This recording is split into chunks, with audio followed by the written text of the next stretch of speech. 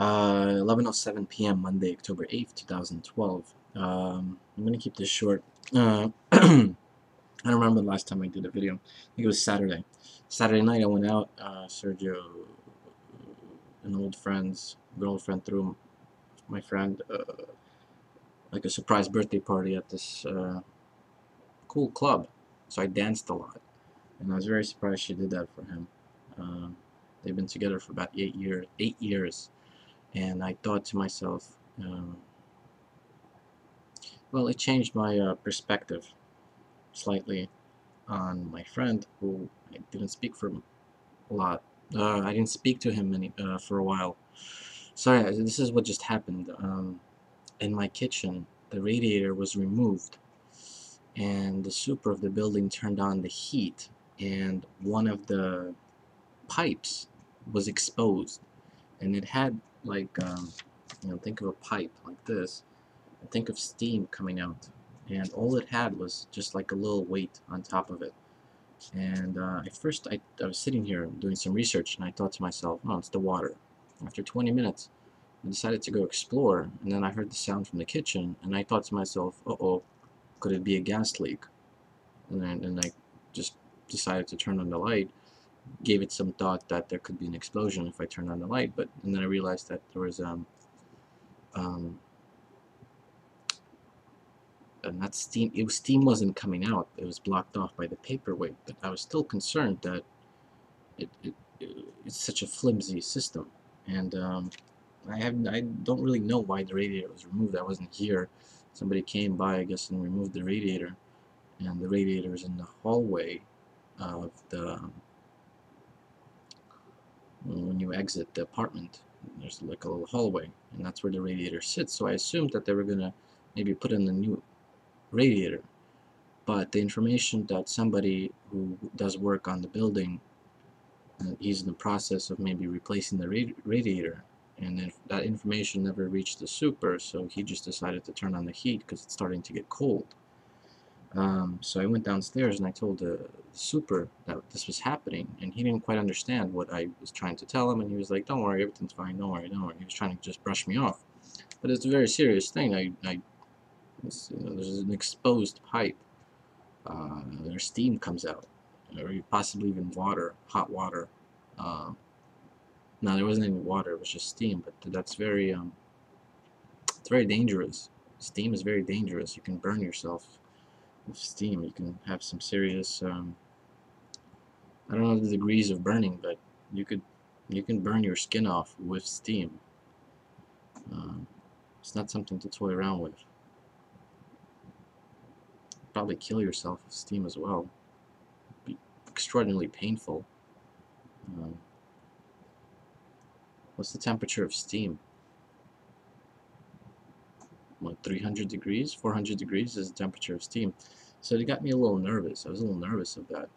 And he was like toying around with it. He was like, trying to like get a better understanding of like the system that was kind of such a flimsy system. It was just a metal bottle cap, and then a sharpening stone that's used to sharpen knives, old school, and then right on top of it, it was just a jar of pennies. Uh, I don't know who put that flimsy system on top of this open pipe. So I don't know. I think if you would have left the pipe open and let the steam just run like that, uh, well, first of all, I think it would destroy the pressure, so there would be absolutely no heat at some point, and then it will all just be coming into the kitchen, and then maybe it would even come up here. Probably burn a lot. I don't necessarily think that a fire can erupt from that, but though I don't know. There's some wiring around there, electrical wiring. If it starts to burn off the plastic that's protecting the electrical wiring, and the steam hits the wire that electricity is passing through, could that do could a fire erupt from that? I don't know. So he turned off the heating system for the building, and tomorrow I'm gonna call the worker who does the work. I have his phone number, and I'm gonna see what the plan was with removing the radiator and keeping it in the hallway, because it's been about 2 weeks and I didn't really give it much thought. Just kind of just disregarded it because it wasn't of any purpose to me. Um, I'm not a fan of, like, I have a radiator here. I always keep it off because it gets too hot and it's too complicated to even manage it. But to the right of me, I have these pipes. And these pipes are, I guess they carry the steam to the next floor, and to the next floor, and to the next floor. Yeah, I think that's how it works. Let me just see if I could draw a small diagram of the heating system. We have this thing, pipes. Um,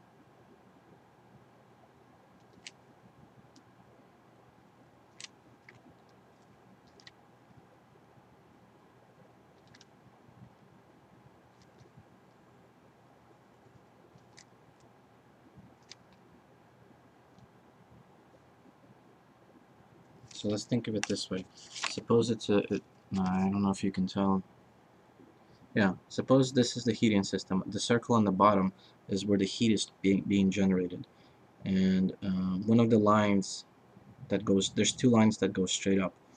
And the three circles that are above the circle on the bottom, each of those little three circles are the radiators in each of the 3 floors. So just to make it simpler. So this is, each of those things is a floor. So the steam enters the radiator, and then it exits the radiator, and there's like an exhaust, there's like an exit point, and the thinner pipe is the exit, and the bigger one is where I think the heat is being carried through. Though I always suspected it was just simply hot water, but now I know. I mean, now it's just steam. I think steam is the. I mean, when steel cools down, it becomes water. So. Alright, so I got that out of the way. Tomorrow I'm going to Trenton to file some of my paperwork. I'm waiting to hear back from Oliver in terms of the contract. He's probably going to do it tomorrow or the next day, because today was a holiday, Columbus Day. What did I do? Yes, I got really drunk on Saturday, and I did some dancing, and met some girls, danced with some girls. It was kind of fun. I didn't drink and drive. We took a cab there, and we took a cab back. Cab was quite expensive. That actually, Saturday was not so. I spent a lot of money on Saturday. I spent $98 just to do that. I only bought one drink. Their drinks were provided. I didn't know. I bought one drink and then realized, oh, there's vodka there. The expensive part was the cab, really. And on the way back, I took a. No, no, I think it all came out fair. On the way back, yeah, the cab was expensive. That's where I spent the gist of my money.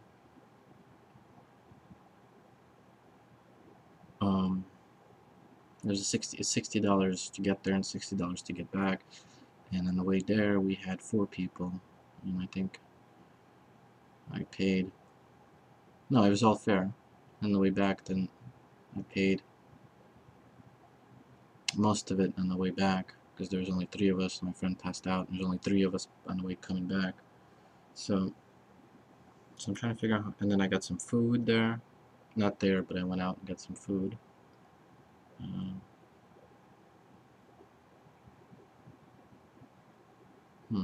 Trying to figure out how I spent $98 then. Okay, I gave a $100 bill to the cab guy. I gave him back 40. Then I got $45, I believe it was, from the girls. So now I was up 85. And then went out and got some pizza. Cost me like $6 or $7. So at that point, On the way back, I spent $40 in the cab, so I had 45 minus the. Trying to figure out how I spent all my money. I only bought one drink there, and I think it was like $8. $9, 20, 45, 25. I should have $25 left. I don't know. I don't remember. But I should have maybe had $25 left. I think I only had like $12 left. I don't know. Sunday, I got a better handle on my understanding the financial requirements of filing the documents that are going to be associated with my campaign. So I got it all prepared for tomorrow to file everything. I have it all filled out. Prior to doing that, it seemed like such a daunting task, and it seemed so complicated. But once I sat down and I started to examine and fill out everything, it's not as hard. It was not as difficult as I imagined it to be. It's just on my own personal side in regards to my own personal records and how I must manage the money. It's just a lot of. It's very strict and it's very straight. I mean, some of it's very straightforward. Some of it there's a lot of gray area that I'm going to be in the process of, I guess, for myself, establishing the positions on it, the black and white.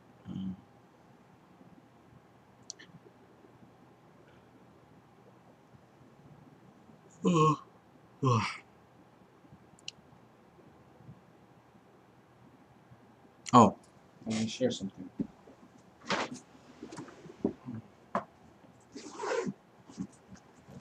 So, my friend Susie, who works at the bank, she got me like a journal, but she had it at her office, and she wasn't using it, and she gave it to me. I'll show you what I started to write in it. It's not like personal or anything. October 7th, 2012. There are many complexities in life, but life itself is not complicated. What is so complicated about eating, procreating, and sleeping? Love can at times be complicated if we allow it to. And that part is hard to maybe, because sometimes we make mistakes when we get consumed by our own emotion, and we get short-sighted by the facts. Should add that.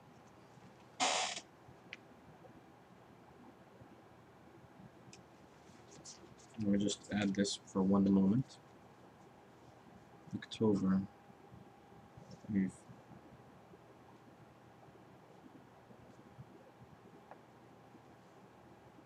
Sometimes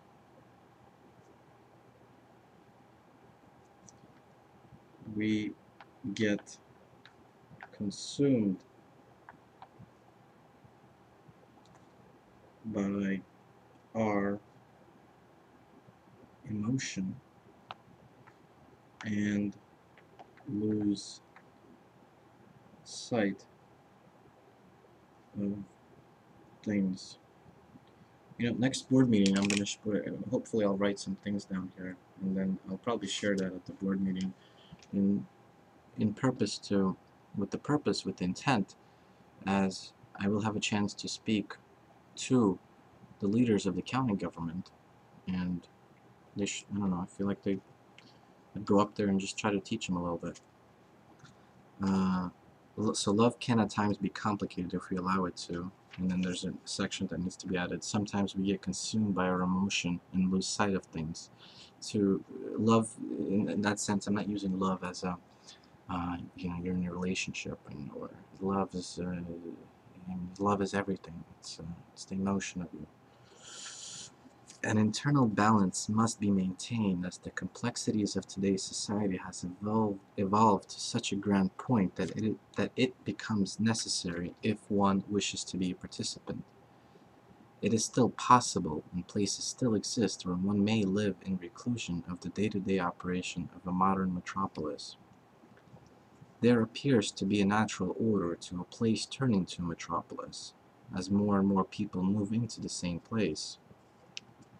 A republic is important to set order, to eliminate the ailments of the human nature, which are greed, murder, and rape, to set rules for everyone. Equal rules, so no one is above the rules. We all abide by the same rules. With that in stone, we can cultivate our minds and bodies in peace, to discover, to build, which is some of the positive sides of our human nature. We like to build, and we like to discover, we like to explore, adventure, curiosity. Conquest appears to be part of the human nature. If so, peaceful and intellectual conquest is an option. No more bloodshed. It is no longer required. That's just going back to, you look back 100 years ago, 200, no, not even 100 years ago, 200 years ago, 300 years ago, 500 years ago. In order for people to make a change or a point, you have to, killing people was not necessary, but it was common. If you wanted to overthrow the government, or uh, to put a new government in place, or compete with a business, people resort to killing people. Not to say that I'm just that with the overthrow of the government or anything of that sort. No. I don't want that. And if you find yourself with people who think that way, I don't know what to tell you. I don't think you should be a participant to that. I don't know. I've never been in that situation. I don't know. I wrote some interesting things here down as well that I plan to share. I might as well. On Friday night, I went out and I took some notes. I went out Friday night by myself because Oleg didn't want to go out with me. And for a moment, I'm just going to check real quick on what day my last video was done, so I know what I talked about and what I didn't talk about, because I quite don't remember. Yesterday I wanted to do something, but I was a little exhausted. I guess I took some personal time. Kind of. Not personal time, but I mean, I'm always kind of I always, in their sense, I'm always working. I'm always trying to meet new people and kind of build my personal chats. And 6 Saturday. Oh, that was Friday night. Yeah, I don't know if I read this. I think I read this. It's the letter that I wrote to the nice lady. I think I spoke about this. I don't remember. Yeah, I think I spoke about some of this. In the letter, I don't know if I wanted it to be public. I'm also going to come to this point where there's going to be certain things that, well, I don't know. I suspect there's going to be there's going to be a point where I won't be able to have the freedom of expression, or I don't know, or at least my freedom of expression is going to be limited, because if I am indeed elected, what I say is going to have a significant impact.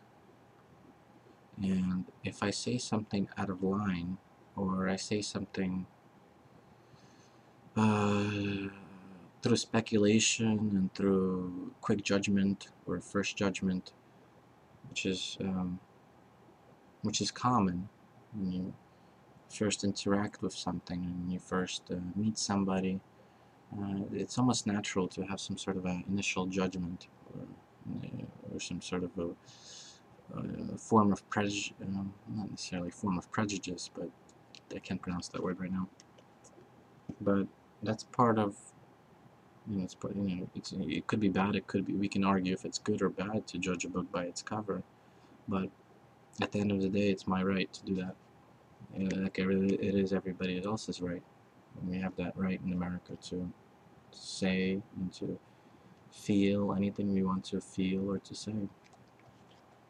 And that's very important, that for me at least, um, being the person I am, or at least being the person that I want to be, it's very important.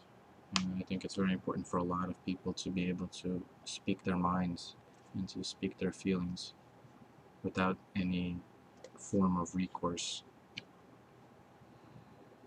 I'm just coming against this dilemma on the personal side and the political side. And the dilemma is how to not get myself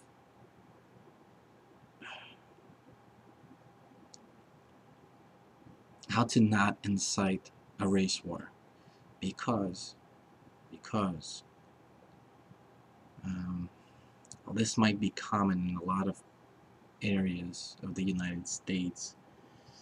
Uh,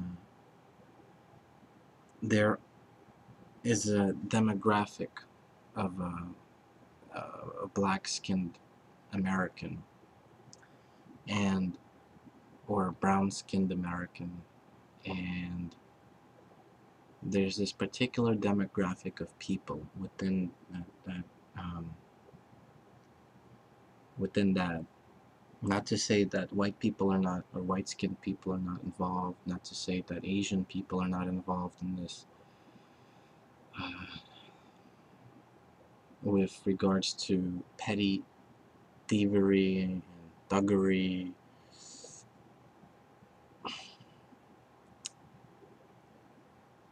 but how to say it in a way where I'm not saying that I'm not, I guess, saying it in the best possible way that I could say it without angering the people that I'm speaking about. I guess the ignorant people who live off the welfare system, and it's part of their kind of a life cycle. I mean, they give birth to children, and then their children grow up and they live on the welfare system without ever getting themselves educated, or without ever getting any real help that they need help with, because there is a lack of, how do I put this, maybe there isn't the lack, but maybe there's just simply, you can't save everybody. um, well, there has to be, or at least I feel there has, there needs to be, and I think it has to come from the government. We can't rely on, non-profit organizations, or charity of the people, or somebody's good nature to go out there and to help these people and get them help. And I think it's important that either through, somehow through the welfare system that we have in place here, that we go out and we reach these people that fall through the cracks of all available help that's available, all the non-profit organizations that are available, all the government resources that are available, all the good people out there who are trying to help these types of people that manage to, I guess, slip through the cracks. And we need to get them all, and we need to make sure that none of them are slipping through. There needs to be like a, like, I don't know what, like a division of an agency, or just a flat out a non-profit organization that's just designed to get the last remaining members of our society, the ones that I'm talking about, who live off the cycle of the welfare and crime, from stealing from other people, robbing other people off the street, just simply stabbing somebody for having a different conflicting point of view, or because somebody calls you a bad name, or, that's not how you go. It's not the way that we should be. We should not tolerate that at all at this point. There's no room to tolerate that kind of behavior whatsoever. I firmly believe that it's possible that to completely eliminate that. Uh, Even though, there's this case of, oh, like, you can't change people. Yeah, I can't change people, but the people who can't change, we can put them somewhere and keep them there till they come to a change, or they live out the remainder of their lives in in a bubble, so they don't damage the rest of us. Nobody wants to live in fear. Nobody wants to live always looking behind their shoulder to see if there's somebody out there who wants to cause harm to them. And we should not put up with that. I mean, the people. I mean, it's not that I'm like this. I'm one of a million that thinks this way. No, the majority of the people, the majority of the people around the world, this is how they think. They don't want that to be around violent people. They don't want to be around people who steal from other people. And it's just a fact of life. And the way that they steal and the way that they go about their day-to-day operation is not the same way that you can say that, well, oh, like we have people on Wall Street who commit all these fraudulent things and they lie and they cheat and they steal. Even in government, we have people who do that. Well, it's not the same when I go out to when I go outside to my car and when I walk to my car, some guy punches me in my face, stabs me in my chest, takes my car keys, and rides away. It's a little different. There's two different things that are happening there in terms of thievery, or it's two different things. It's I guess it's two different greeds, I guess. But I mean, see, the people that would be cheating and stealing that are in government and in Wall Street, they're not necessarily murdering anyone at all. They're just consumed by greed, as opposed to the people I'm referring to are the ones that are responsible for the three things: murder, rape, and greed. And even then, it's not the greed. It's not even. I can't even say them. I can't even tell them. I can't even say that they're greedy. The person who punches me in my head, stabs me in my chest, takes my car keys and steals my car and wallet. That's not a greedy person. That's an uneducated person. That's a petty thug and petty thief. This doesn't know any better. He thinks because I have something, he thinks that it belongs to him. As opposed to the people like on Wall Street or in government, well, not to say that they're uneducated, but it's done a little bit more methodically and it's done a little bit more strategically. It's done with thought, knowing that they know what they're doing. They know very well what they're doing. They're doing it within the system, more or less, and they're using all these loopholes and relying on. They're doing it intellectually. I, I don't know. What I'm saying is, it's worse what these people are doing that I'm concerned about than what the people in Wall Street and some people in government are doing. I think it's worse.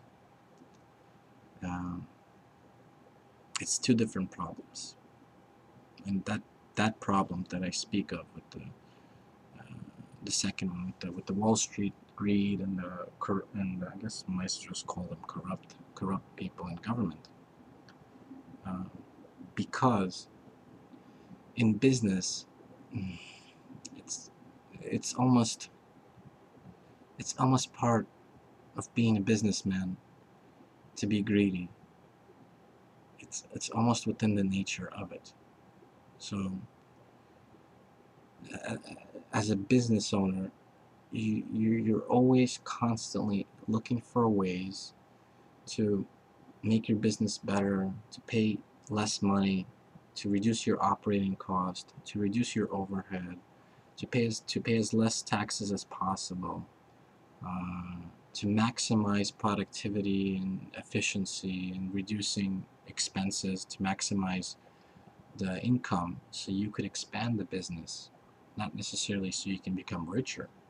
Because I think the people who go into business to attempt to attain wealth for themselves are not as successful as the people who go into business looking at their business as an entity of itself outside of themselves, and they need to do whatever they can to have this entity become a great entity. If I mean, this is going into a little longer than I anticipated for this to be, but 30 minutes, 30 seconds. Just in the case of Bill Gates, there was a thing where he kind of prevented competition in the 90s when Microsoft was growing and expanding. He systematically kept down competition by buying out his competitors, and two, by if they did not want to sell themselves willingly, he would systematically corner them, bully them, destroy through slandering, there was a lot of different methods that he used to basically make it impossible for them to do business. And three, there were cases where there were cases where he just flat out relied on thuggery, though I'm not sure. I didn't come up with any. I mean, I didn't study this. This was something that I read, a few things I read, some things I heard in the news. So my opinion on this is not that of an expert. And there was this whole big case with Microsoft versus the U.S. government because we do not allow monopolies here. We forbid monopolies, and whenever we can, and there's an opportunity to break down a monopoly, the government is all for it because the people are all for it. It's very important to have competition. I think we all know that. At this point, I hope how important competition is. You can't necessarily rely on a person's ego to always want to do better, better, better, better, better, better, better, and they're never happy with what they have. They want to make it better and better and better and better and better. So you need competition. I mean, when you introduce competition on top of that, you know, it's just there's a constant better, better, better, better, better, better, better, better, better. Because if you're not going to be doing better, someone else is, and then you're going to be out of business.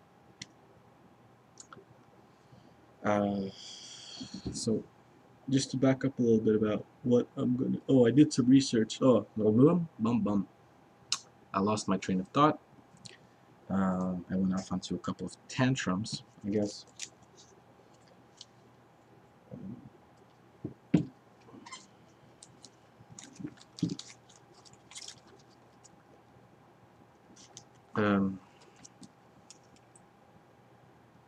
Anyways, I lost my train of thought, so I'll just go with tomorrow.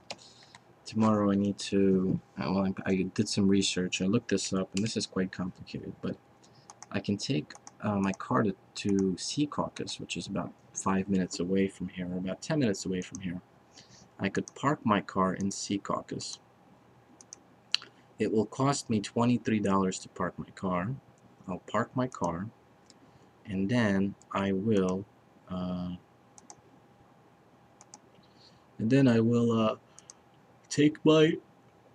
go on a train at the Secaucus Junction and take the train to Trenton, because I could get to Trenton in 84 minutes. Oh, there's some I can actually get there in an hour. Holy moly! But one-way train ticket to Trenton is $15.50. I don't know if there's tax or any other fees, including with the parking. So a round-trip ticket would cost me $31 plus the $23 parking fee. So it's 31 plus 23, which comes out to $54 just to get to Trenton in about an hour and 30 minutes. And as opposed to me driving there for a solid 2-3 hours. Well, let's just say a solid 2.5 to 3 hour because of traffic, congestion. It's I'm not sure how much the toll is because I have Easy Pass. I haven't looked at it. And the gas, it'll probably take me about well, about 40% of my fuel in my car to do a round trip to Trenton and back, which should be about, I'm guesstimating about at least $15. So let's say it's $15 worth of gas, plus the tolls, which should be about $7 each, I think. So $14 plus 15, $29, plus the parking, which costs, I believe, $8. So 29 plus $8 equals $37 to take there by car, but my time is, I'm going to be sitting in my car and driving, no productivity whatsoever, and I'm paying a little bit more to get there faster. It shouldn't be all this expensive to travel there. There has to be a cheaper way.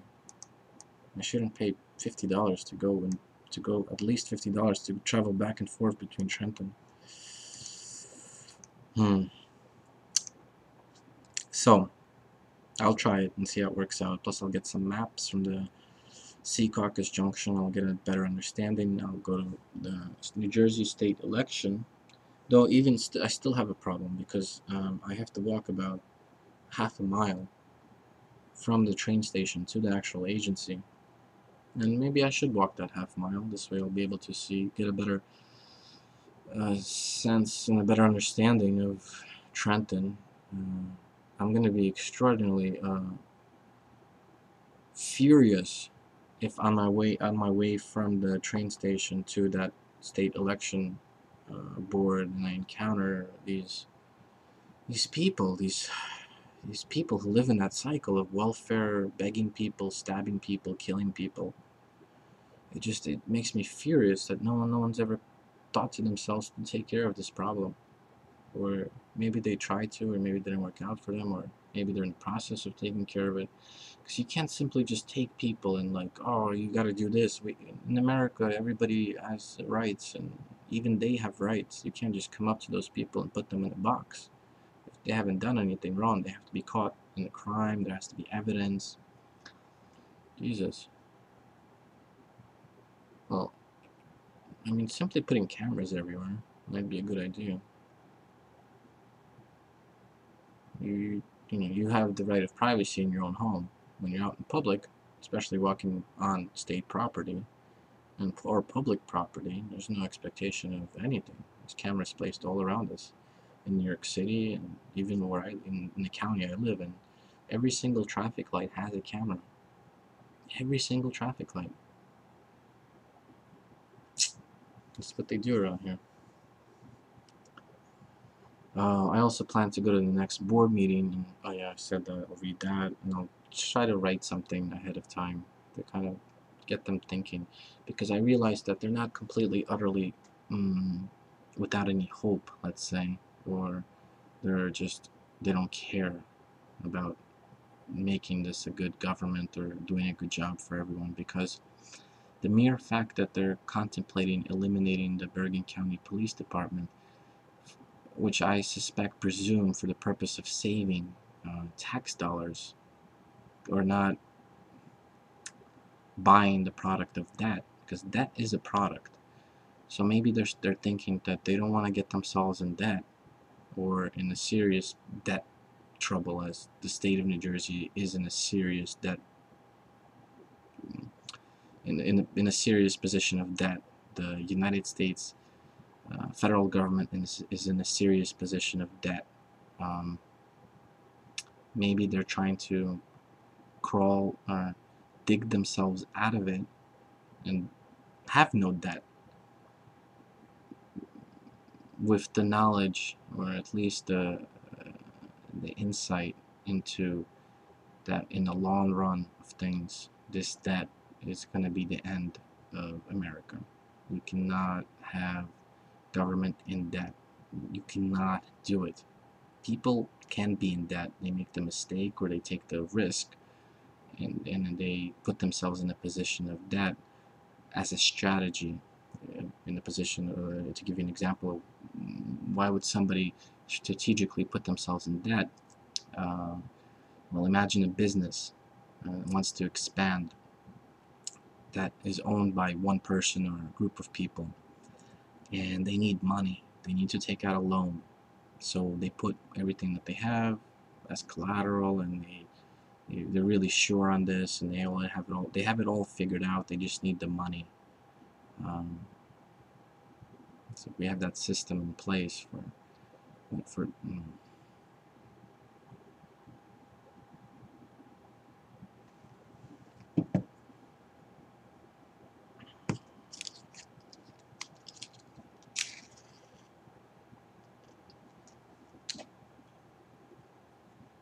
So I plan to share them that idea with them. I mean, to tell them that, so they know.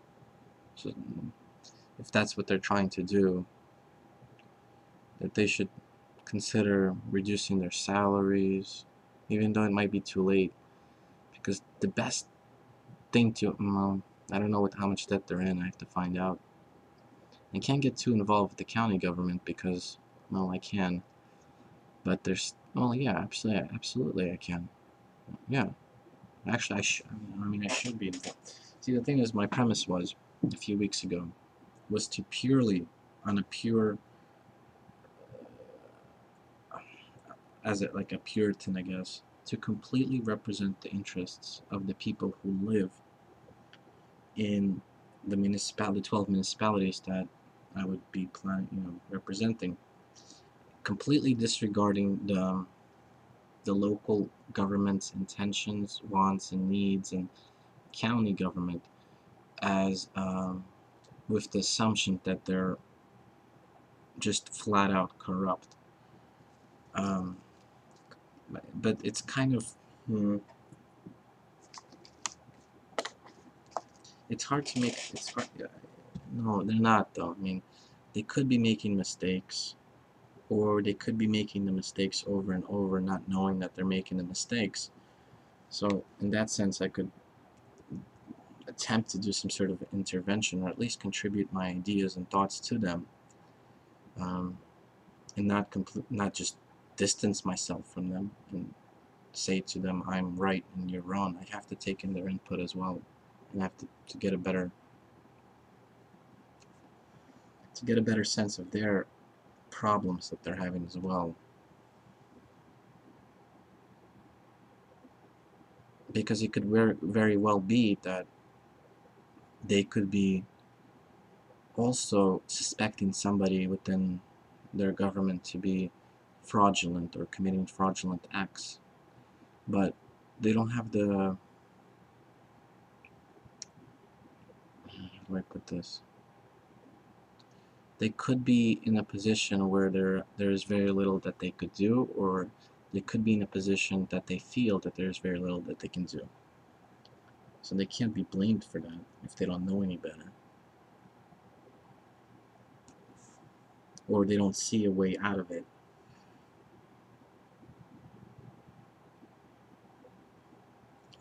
Plus, I need, I plan to work within the system. I'm not gonna disregard some of the effort that a lot of people placed in building this place up.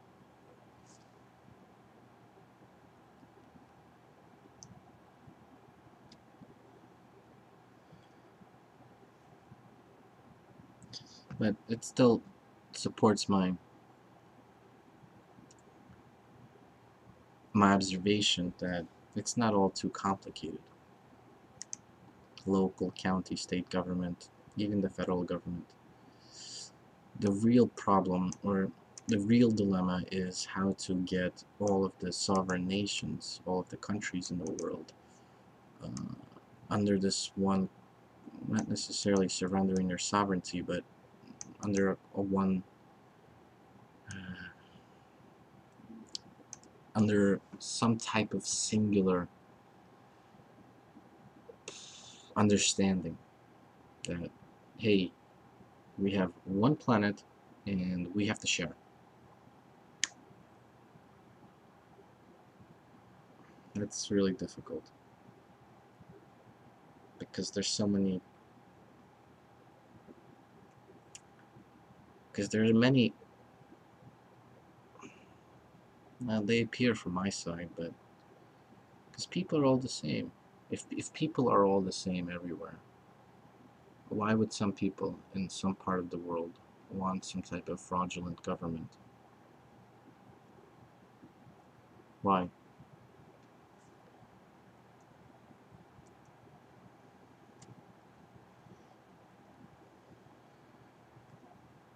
Or some government that has a public policy to keep the people down, give them peanuts, keep them silenced.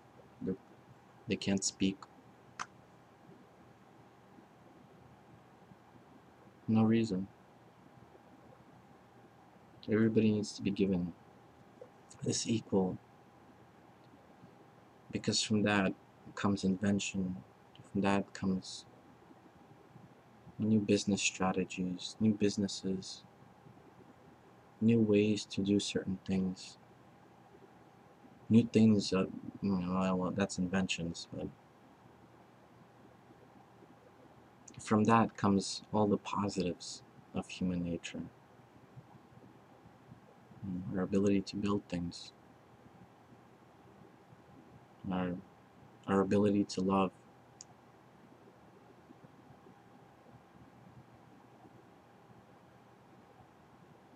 to explore the cosmos. I'm very big on that, space exploration. If I had my way, I would turn all the residents and citizens of the state into astronauts and engineers and build colonies on different planets to make it easier to travel, because then you can stop by, get fuel, and get more supplies, set up supply routes. So it makes it easier to travel in space, because our technology is quite limited. We can't travel that fast. Some of these things are very, very far away, and it takes a very, very long time to go there. And if we need to wait 30 years to find out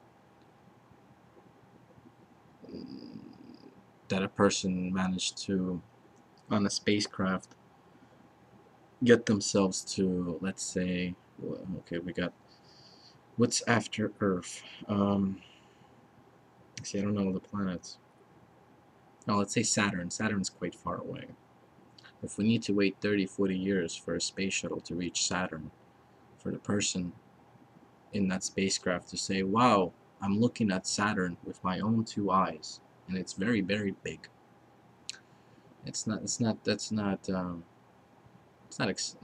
Well, for the people down here, well, not everybody's going to be alive to see it, first of all. And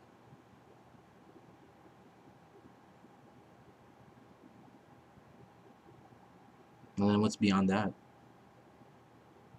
We gotta look out for. I mean, we have to look at it positively and negatively. Um, there are many resources out there, and the second is there is probably some type of other life form out there, and we don't know the state that the life form is in. It could be as basic as some roaches or some sort of bacteria, but it can also be as complex as human beings. And given the nature of a human being, I mean, we can do all these fantastic, great things, and we can love, and we can do all that, but we just have within our dark side, I guess, or it's part of the, um, we could kill, we could rape, and we can steal. So we have that within our society. Some pockets of people, some countries, some. How do I put this?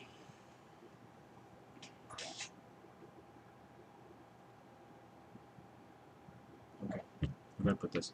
Alright, suppose you had a person like Hitler, and he actually succeeded during World War II, and he won, and he crippled USSR, and he crippled the United States, and he took over the entire world.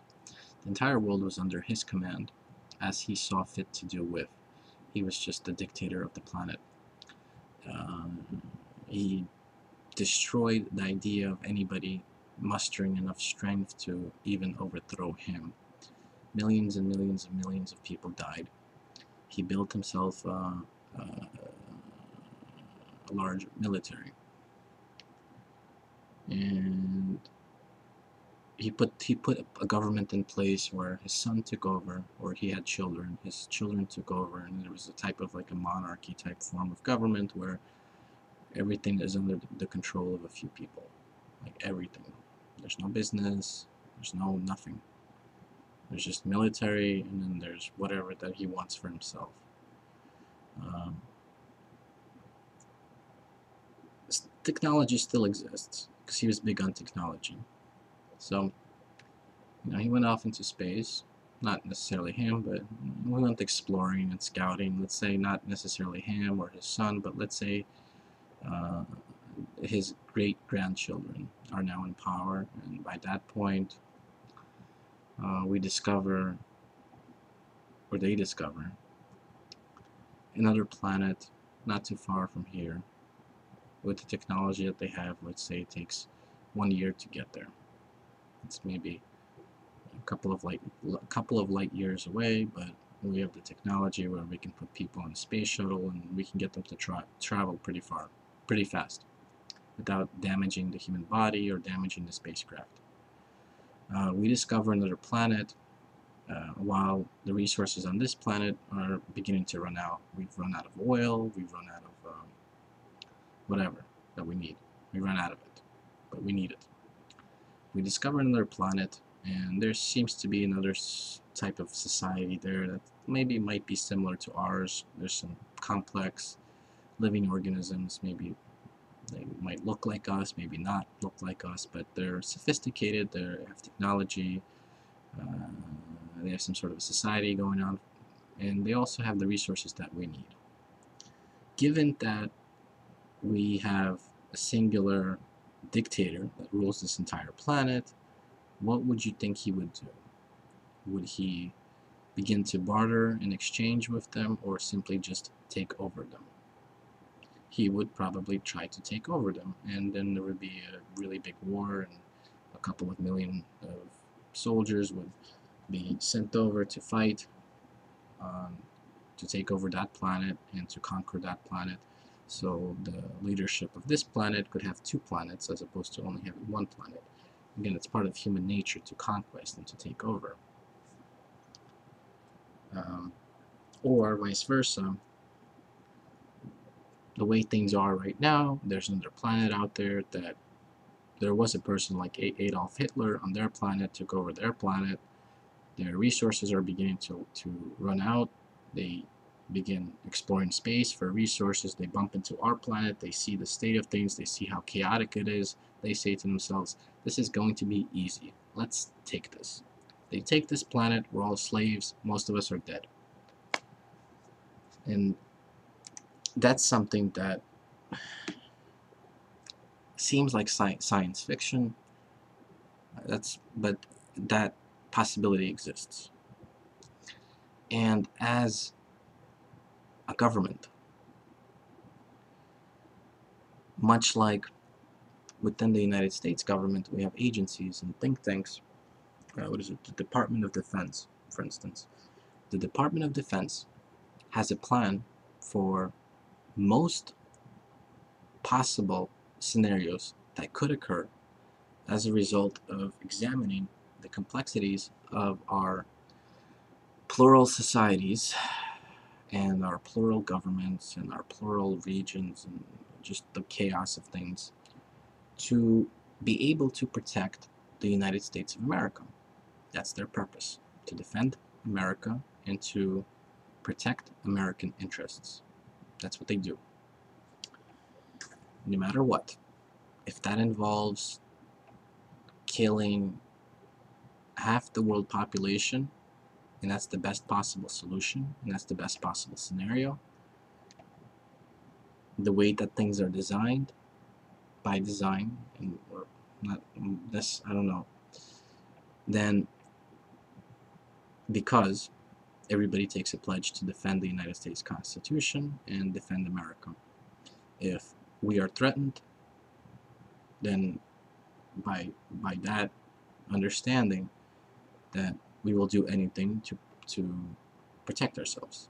And if that involves killing half of the world population, what do you think is going to happen? And that's a scary thought I have. I mean, it's just a scary thing that could happen. I try not to think about it, but so I stop watching the news so I can focus on this and do what I can to make sure that doesn't happen. At the same time, make government better and make life better, etc., etc., etc. Again, I kind of went off on a little trance here. I don't know what I was, I don't understand the point that I was trying to make, but in the long run, I shared some of my fears, I guess. Yeah, some fears that I have. So with those fears in mind, like the things that I guess would, those are serious things to consider. I mean, I don't even know how to even solve that. So in regards to that, these problems with that, these problems with like some of the ailments of the human nature, it doesn't seem all that too problematic or too complicated to solve.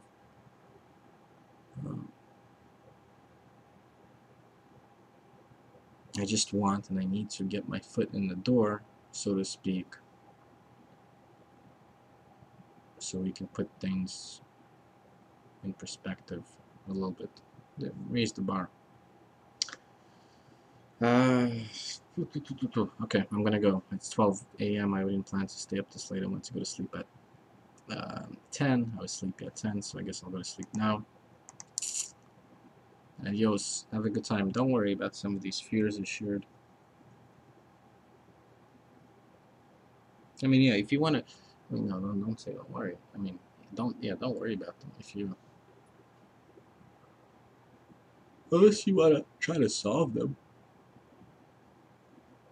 But if you don't want to solve them, then don't be concerned yourself. Don't concern yourselves with it, or don't concern yourself with it, unless you're willing to attempt to try to solve it. Otherwise, it would be, there's no reason to live in fear.